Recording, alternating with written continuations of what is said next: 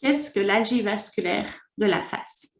L'agie vasculaire de la face est une maladie neurologique bien moins répandue que la céphalée de tension et la migraine. Cependant, elle touche une personne sur 1000 au cours de leur vie et une personne sur 2000 au cours d'une année. L'agie vasculaire de la face est plus répandue chez les hommes que chez les femmes, avec un rapport de 3 à 1.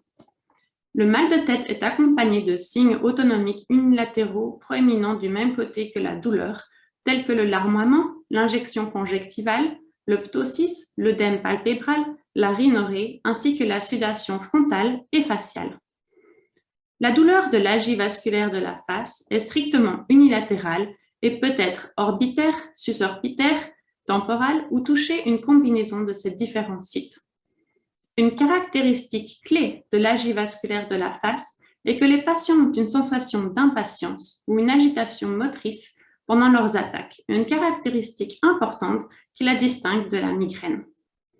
Une autre caractéristique distinctive de l'agie vasculaire de la face est son schéma, avec des attaques d'une durée de 15 minutes à 3 heures, survenant jusqu'à 8 fois par jour, qui peuvent avoir lieu en cycle. Ces cycles ou périodes actives peuvent durer de quelques semaines à quelques mois et survenir à des saisons où il y a des horaires particuliers. Environ 10% des personnes ont une agie vasculaire de la face chronique, sans rémission entre les périodes de crise ou avec des rémissions de moins de 3 mois pendant au moins 1 an. Les crises peuvent être provoquées par l'alcool, la relaxation et la sieste, mais seulement lors d'un cycle ou une période active. L'agie vasculaire de la face a des facteurs génétiques complexes et peu compris.